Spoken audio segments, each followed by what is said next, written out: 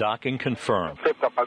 We're standing by for the initiation of the first of two separation burns complete. The sound of the Soyuz TMA-15 undocking from the International Space Station in 2015 to begin its 18,000-mile-per-hour descent back to Earth. Aboard Commander Terry Virts, one of NASA's most experienced astronauts.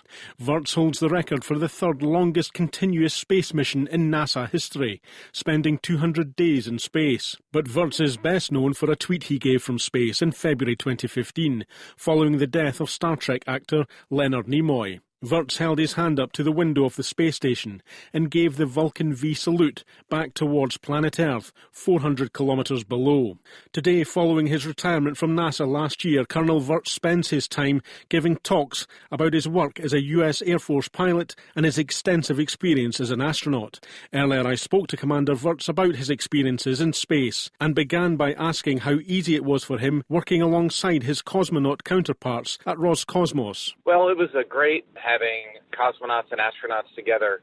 And honestly, for me, it was the highlight to be able to go down to the Russian segment and have dinner with my cosmonaut friends or just see them and hang out and get a chance to speak a little bit of Russian. NASA has been invited by Roscosmos to take part in the joint investigation into the Progress MC-04 mission failure.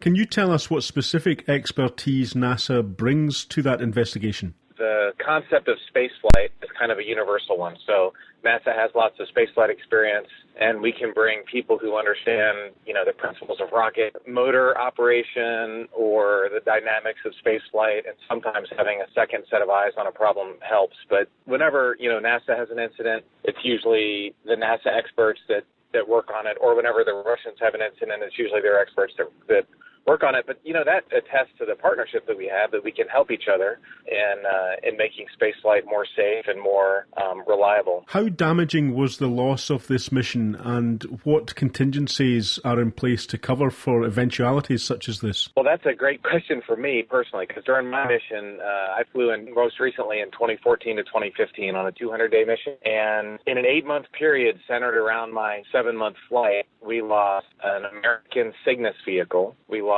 a Russian Progress, and we lost an American SpaceX. So we had 3 cargo ship failures to the space station. And we had enough supplies on board that everything was uninterrupted. We had the mechanical equipment, spare parts was not a problem.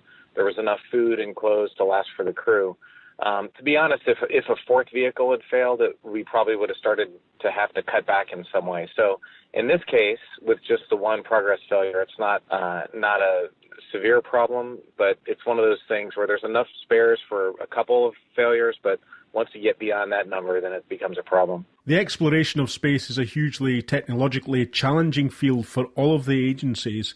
How closely do the agencies monitor what their counterparts are doing in an effort to improve their own approach to space exploration? Well, the space station has been a great example of that. I mean, Russia, America have worked together really well for over 2 decades now, along with the Japanese, the Europeans, and the Canadian space agencies. And so we cooperate very well. There are no secrets. We share each other's technical data and how the equipment, we have to, because our astronauts are trained to operate the other people's equipment, and all of our equipment is attached together as one spaceship. There's no, we call it the Russian segment or the Japanese module or whatever, but the reality is it's one spaceship flying in orbit around the Earth, and so we have to be very aware of what each other are doing. There has been speculation for a while about a manned mission to Mars. Would that kind of mission be one that you would consider undertaking if you had the opportunity? I'd love to go to Mars. I would. The one thing I always say, President Kennedy gave the vision in the early 1960s that this nation commits itself to achieving the goal of landing a man on the moon and returning him safely to the Earth. And that was my favorite part of his speech, was the returning him safely to the Earth. So I think if I were going to be part of a manned Mars mission, I would want that return safely to Earth as part of the plan. For many people, you have what most people would think of as the dream job, but it's not come without a lot of work and effort. What advice would you give people listening to this who are contemplating a career as an astronaut or a cosmonaut? Look, I wanted to be an astronaut since I was a kid. Millions of people around the world would love to do it. NASA just got 18,000 applications for our most recent class, so there's a lot of interest in the job. The one piece of advice that I tell people is that They need to do what they love. There's not like a certain, you have to do this or you have to do that. You don't want to start doing things just to check a box to get the job. You have to do what you love, and that will make you good at what you're doing and make you great at what you're doing. And if you don't want to do things that are not, your calling. The other thing is that for your listeners in the UK, for decades, unfortunately, the government of Britain did not support human spaceflight, and that's changed recently. And as you know, Tim Peake just got back from a trip on the space station, and Tim's a good friend of mine. And so that's great news for your listeners in the UK that, there is a path to becoming an astronaut that way. I actually flew with a gentleman who was born and raised in England and then became an American citizen in order to become an astronaut, Nick Patrick. So in the past, you had to kind of become American in order to fly with NASA, but nowadays that's not true anymore for the UK.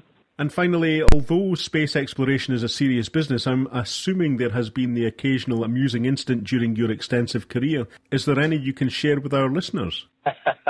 That was the best part of my flight. Actually, on Friday nights we'd have dinner together as a crew, and we would have Russian language lessons. I would have it with Anton Shkaplerov and Sasha Samokujev and Gennady Padalka, and they would teach me Russian that I probably would not normally learn in a classroom. But we would play jokes on each other before the next crew came up. I rearranged their clothes, and anyway, we would call people on the intercom to make it sound like the ground was calling them and try and get them to, call up Houston or one of the mission control centers on the ground. And anyway, there are some minor pranks that we do and try and have fun. Because like I said, my flight was 200 days, and, that's definitely not just serious the whole time. We're human beings, and it was actually a really good time in space.